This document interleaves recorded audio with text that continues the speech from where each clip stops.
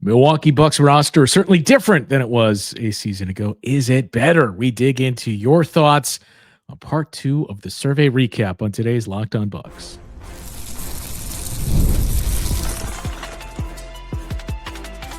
You are Locked On Bucks, your daily Milwaukee Bucks podcast, part of the Locked On Podcast Network, your team every day.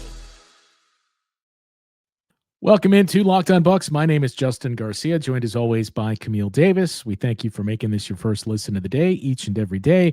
You can find me on the Bucks Radio Network throughout the course of the season. You can find Camille on the Locked On NBA show, the Technical Foul podcast, and wherever you get your Packers podcast now during this portion of the season as well. Today's episode of Locked On Bucks is brought to you by Monarch Money. Take control of your finances with Monarch Money. Use the code LOCKEDONNBA at monarchmoney.com for 50% off your first year. So we, about a week or so ago, went through the initial read of results on the survey that we asked you guys to fill out. Really only touched on the high level stuff about expectations for this team. How many games do you think they'll win, etc. And there were some interesting ones to get into that we left hanging out there. So we wanted to use this show to clean that up. And another interesting piece of business for the Bucks off the floor to touch on as well. But starting with the survey results, Camille, a couple questions surrounding this team. So we talked about how many games do you think they will win? Mm-hmm. It prompts are they better than they were a season ago? But also, how do you approach this season? How do you come into this season with your starting lineup? Is it the group that we saw to close the regular season and to close the playoffs? Is it a different grouping? How do you view this? So for that question, we gave you the option to choose 3 players. And it's no surprise here, and we've said this a lot already this week, but it goes for today's show as well. Probably a visual show. So if you're an audio listener, we'll do our best to catch you up, but it may be one that you want to go and catch on YouTube. Here you can see the results of the question that we asked you of choose 3 players. Who is your ideal starting lineup?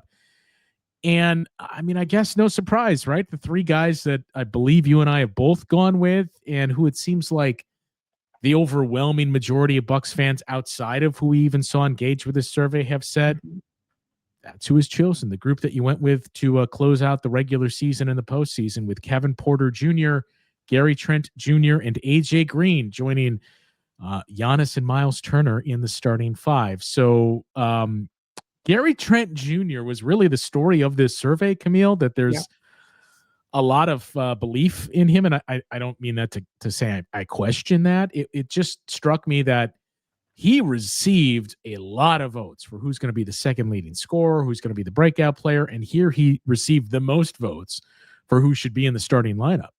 He did, by far, too. We asked all of the people who filled out the survey to pick their 3 top players. And Gary Trent Jr., 94.2% selected amongst those as one of the 3 starters who should be next to Giannis and Miles Turner there. So he's number 1 with a bullet for this Milwaukee Bucks team, with AJ Green coming behind him with about 79.6%. And then Kevin Porter Jr. there in third with about 67% of that vote. Now, I know initially when we talked about this, a little surprised seeing like the Ryan Rollins, like he was the 4th leading vote getter there for this particular question of who should the preferred starters be. But the question of Ryan Rollins and Kevin Porter Jr. has been one that's been tossed around a lot this offseason, given that Ryan Rollins doesn't need the ball in his hand as much to be as effective as some project for Kevin Porter Jr. But I'm aligned with the Bucks fans here. I think that the trio that we saw at the end of last year going into the playoffs, and then at the end of that playoff run with Giannis and Bobby being your bigs in that situation, with KPJ, Gary Trent, and AJ Green rounding it out, made the most sense. So it's a lineup that myself, too, I want to see almost immediately out the gates.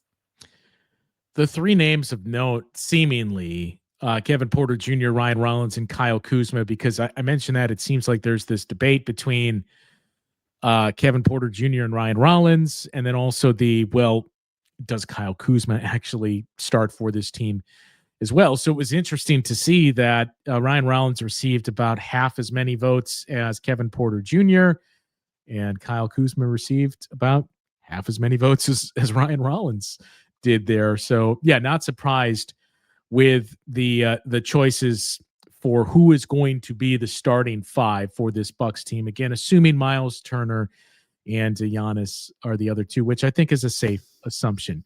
The next one to touch on, and this I think remains fluid. Who is most likely to be cut from this Bucks team before the season starts? Now the caveat is it two guys being cut? Because when we put this survey out, the Nats have not signed with the team yet, but more than half of the votes. So the options we gave: Andre Jackson Jr., Chris Livingston, Tyler Smith, and the newly signed, it's not an Exhibit 10 deal, but to the camp deal, Amir Coffey. Andre Jackson Jr. received more than half of those votes, followed by Tyler Smith, who was next in line, then Chris Livingston, and then very few of you believed that Amir Coffey is going to be released. So let me ask you this, Camille. Knowing now that Thanasis has signed, and it's seemingly all of those guys taking away one of those spots now,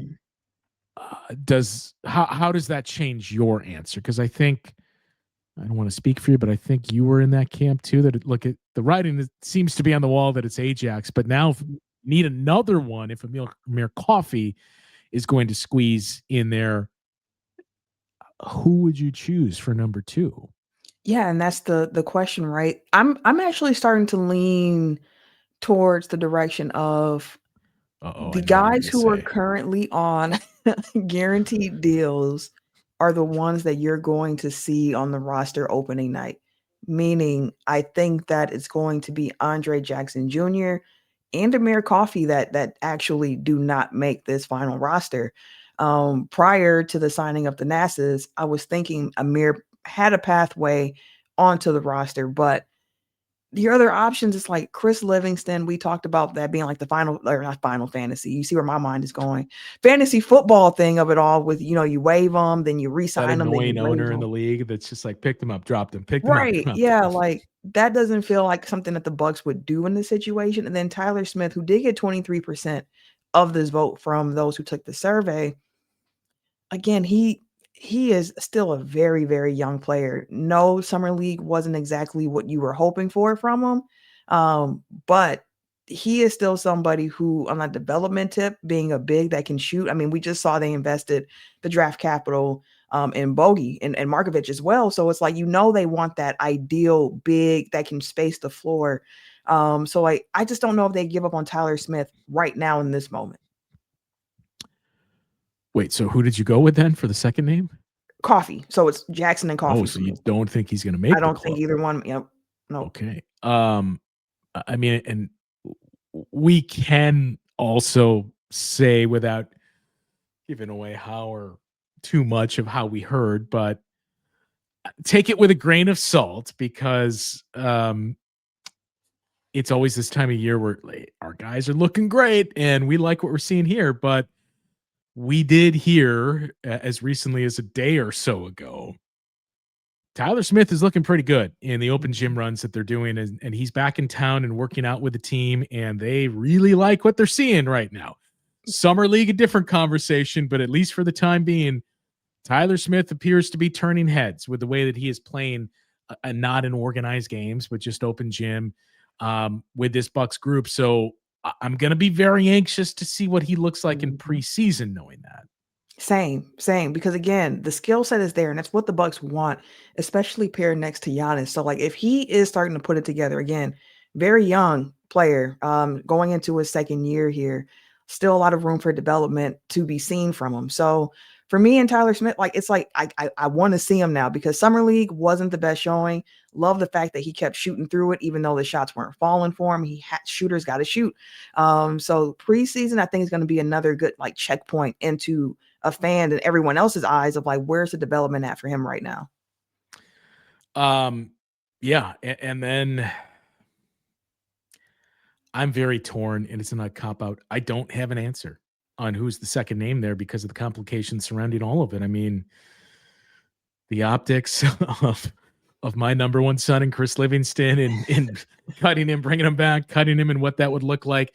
The optics of giving up on, and granted, the second round pick, but still a high second round pick, just a year plus into his career. And again, Amir Coffey, I think to your point, and we discussed this previously on the show too, he lasted this long in a free agency. So, sometimes when it's too good to be true, it is too good to be true. So we do need to be cognizant of that as well. One other very interesting question I want to get into that really jumped out in this survey, and another signing for this Bucks team. So maybe we're having the same conversation after preseason of, all right, now you got to cut another guy to make room for this one as they remain very active here in this postseason with moves being made, and another one of those coming just the other day with some outside shooting help. So we'll get into that conversation and more coming up after this on Locked On Bucks.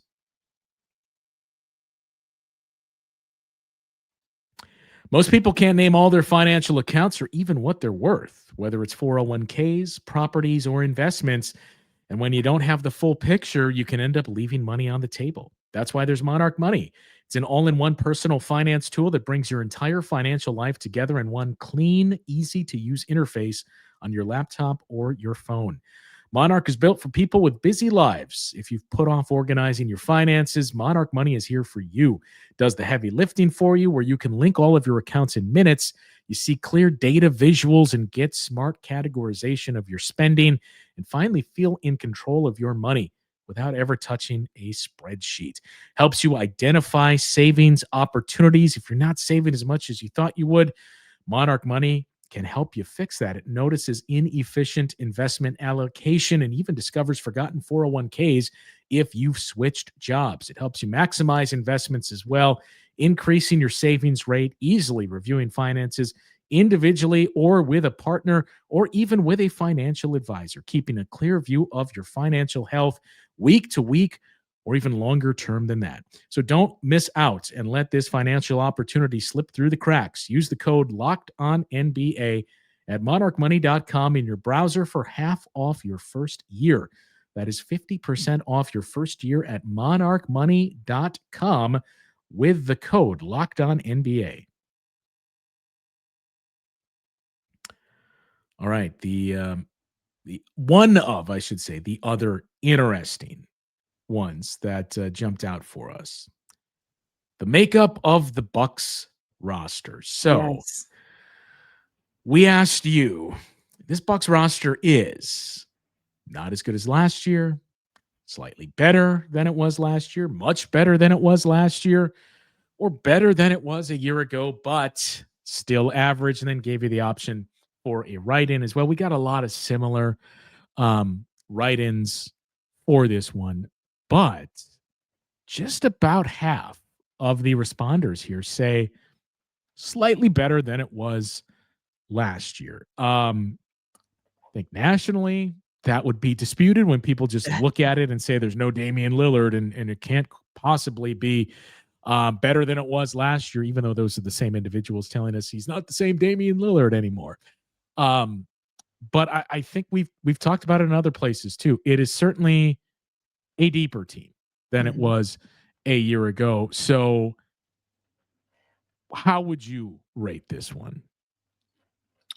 I would probably fall into where the majority lies, which is slightly better than last year for this particular question, which is, again, like doing the crossover episode with Sean and Locked On Raptors, and hearing Sean saying like he doesn't fear the deer at all. He doesn't get the roster and doesn't see how it's going to progress. It's one of those things for me where it's like, as we've said throughout this offseason so far, of yes, the names aren't as flashy, but the collective pieces should work really well together. With the theory of it being, yes, it's a small sample size with the point Giannis that we saw when Dame went down last year with the blood clots. It's a small sample size with what we saw in the playoffs because we didn't even really get to see the preferred starting five for most people until, the final few games of the series against the Pacers. But when you think about how the NBA is trending with the weak link theory, with wanting to try to minimize your weaknesses on the court, when you throw out some of the lineups that the Bucks can here, younger legs, fresher legs, faster, guys who can play that role really well of, listen, shoot, you play some defense, you get out and run. And when you put that all around Giannis, who is still, even at age 30, 31, a huge threat in transition, I think it gives you a baseline of a team that should perform, if not the same as last year, around the 48 wins, but like it should be there again, because I think the collective pieces are going to be a more coherent team as a full whole, if that makes sense. Yeah, and I just want to call out some of the responses that we got here. Exciting but not tested. Yeah. One top level wing away from being a contender, which is something we have certainly driven home quite a bit. Bad job by me for formatting this question because this was not included, but we got a few of these about the same as it was a year ago. And then just different. We're using players in different ways now. The obvious point guard. I don't know about the obvious for half of that, but small forward issues, I will grant you. But we had a point guard and small forward issues. But here was a lot of kind of lumped in Damian Lillard type responses. Not as good on paper. Dame is Dame, but there is still a lot of potential and better if if we're to carry over the injury from Damian Lillard. But a lot of basically different and exciting or unproven and let's see how it works out type of responses to this question. And it makes a lot of sense because it is different. We've seen veteran-led Milwaukee Bucks teams really throughout the entire run here of Giannis being like this MVP guy here. And now you're moving into a role where Giannis really is one of the oldest players on your team. He is now like the unquestioned leader. Before, he was the best player on the team. So it was level of respect that came with that.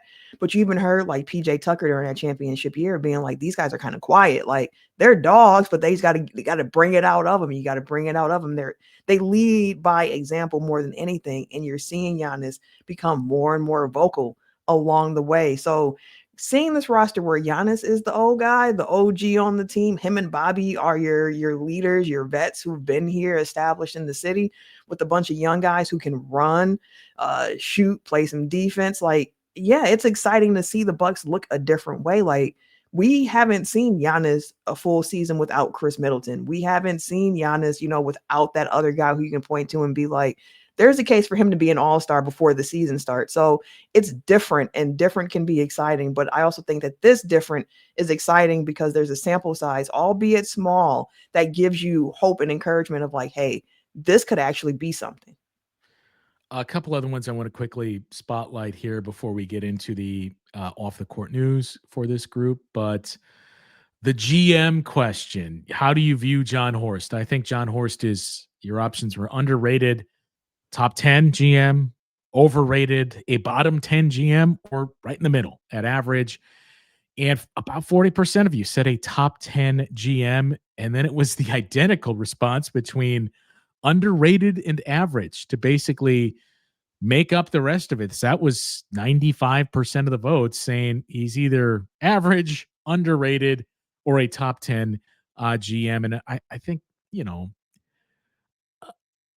I think a lot of the national discourse around Jon Horst is we recognize his willingness to take big swings, but I do think on a national scale, if you asked about him, he would probably be viewed in the 15 to 20 range. So seeing how big of a difference there is in Bucks fans' minds was certainly interesting. And I think part of that comes into play because as a Bucks fan, you think about where the franchise has been and you look at the entirety of all of Jon Horst's moves. Like, no, they did not all work out. We know that for a fact. Like, we can continue to point at the 5 second-round picks for Jay Crowder and that swing. That was a miss. And sometimes there are going to be misses, but we've also seen Horst, when he realizes that it's not working, him pivot. and try something else. We saw the championship year where, two DJs got you a PJ. We saw it this offseason here where the largest stretch and wave for Damian Lillard just to make that roster space and then go out and make a move to bring in Miles Turner. So yes, all of the moves that he has made has not panned out, but I think Bucks fans at least give Horst the credit for the fact that he's going to stay on mistakes long and that he does continue to make moves. And he's kept Giannis in Milwaukee ultimately through all the different moves that he has made. So that counts for something. All right. The last one I want to spotlight here. This was certainly phrased a specific way for a reason. We asked you, who would you rather have coaching this team? Doc Rivers or Adrian Griffin? And overwhelming majority chose Doc Rivers. Now, you can criticize how we put that together, knowing full well if we just asked an open-ended Doc Rivers question, I know the response we're getting, but it's more to tell the story of, look, here's how it was, here's how it is. It's not to say, do you want something different? Of these two choices with this group, what would you rather have? Were you surprised at all by these results? Not necessarily. The final results ended up being Doc Rivers 87%, which is pretty overwhelming, and Adrian Griffin about 13%. That feels about right, where there's a still small minority of people who point to what Adrian Griffin was doing, how the offense looked under him during that time, although I'm not accounting for the schedule that the Bucks were playing at the time, which is all right. That's fine. That's fine. And they still say hey, he got the short end of the stick. So I can understand that mentality. I don't agree with it. I'd fall into this 87% of rather having Doc Rivers as the coach of this team right now. But the Griffin truthers are going to be out there, Justin. They're going to be out there. Yeah, I'm just always going to plead the fifth on any coaching questions, especially when they're active coaches for the team that employs me. But I was surprised that it was this overwhelming. It also kind of, and this was really one of the themes from this survey as well, and it's part of the reason why we did it, is it shows you, look, sometimes the loudest voices don't speak for the majority, and that's a lot of the feedback that we got on the results to these questions. And I think this one is certainly a prime example of that, in that if I just took the echo chamber that is Bucks coaching discourse on social media and in our comment section and everywhere else, I would have thought this would have been like a 50-50 or even slight edge Adrian Griffin. So I in that sense, I was surprised that it was overwhelmingly Doc Rivers. Yeah, no, this feels right to me of okay, there's still that small minority out there that's going to be Griff truthers. But ultimately, I think that if the question was phrased differently in the sense of would you prefer Doc Rivers or another Griff option or someone else? Yes, it would have had unanimous. It would have hedged differently. But I do think that with what the Bucks had, and I've mentioned my feelings on it throughout the course of this show, we got Doc Rivers at home with Bud. But I think for this team right now, with where they came from with Griff, Doc is the guy for the job in this moment right here. All right. One last piece of business to get to here. And of course, a big one tomorrow or later today, as we're recording this on Thursday, but later on today, the big one for Greece, Giannis, Thanasis, Kostas, and company. We'll get to that and wrap things up after this on Locked On Bucks.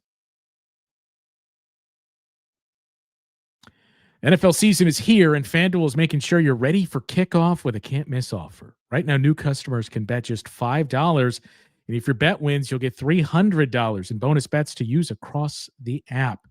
You will absolutely love using FanDuel because it fits however you like to bet. Player props, building a same-game parlay, or even just jumping in live as the action unfolds. It makes every game more exciting, whether you're watching your team or just keeping an eye on that fantasy lineup. And it's quick, easy, and the best way to add a little more energy to your Sundays, Mondays, Thursdays, whenever it is that your team is playing. So are you ready to play? Download the FanDuel app now by visiting FanDuel.com to get started. It's FanDuel.com to place your first $5 bet.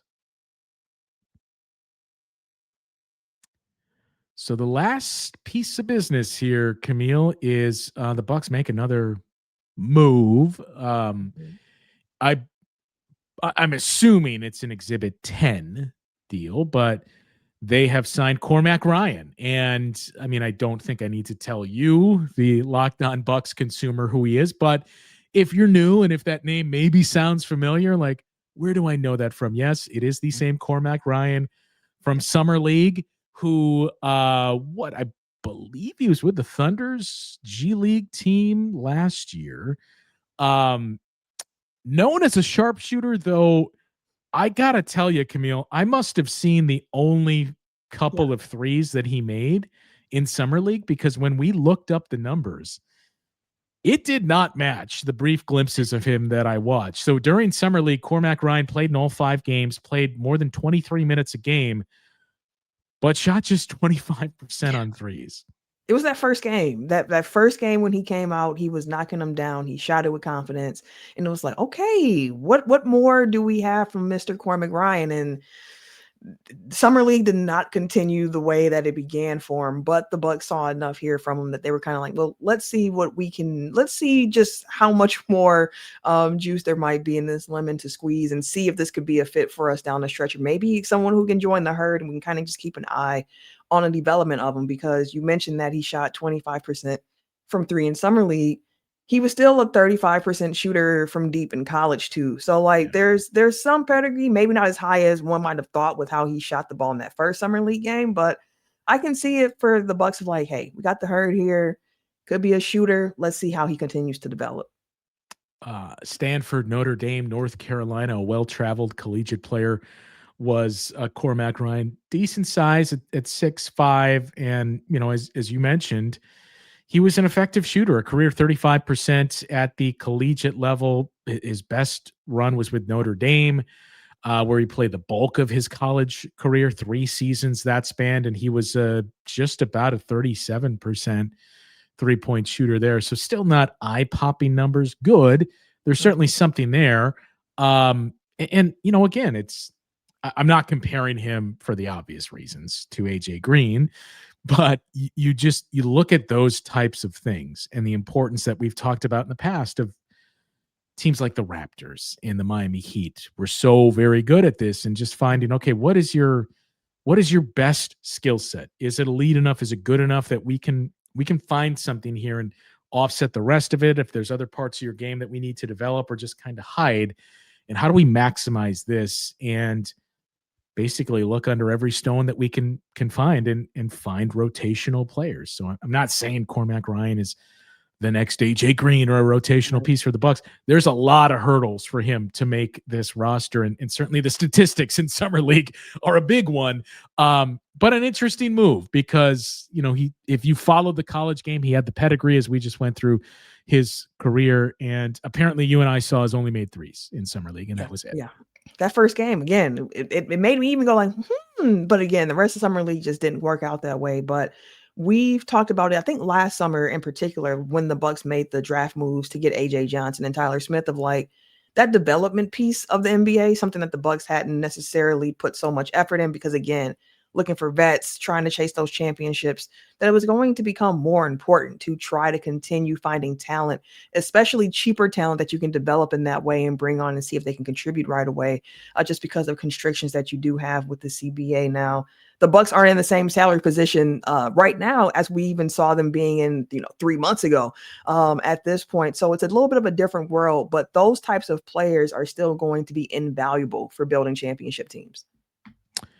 Leave your thoughts in the comments about the back of the Bucks roster. That is the number one talking point right now. It's not just one. If you want to keep Amir Coffey, that needs to get the axe. It is now 2 players. So how do the Bucks solve that issue? If you missed any episodes this week, we talked about some more rankings earlier in the week, and Giannis and how that stacks up with how he is viewed.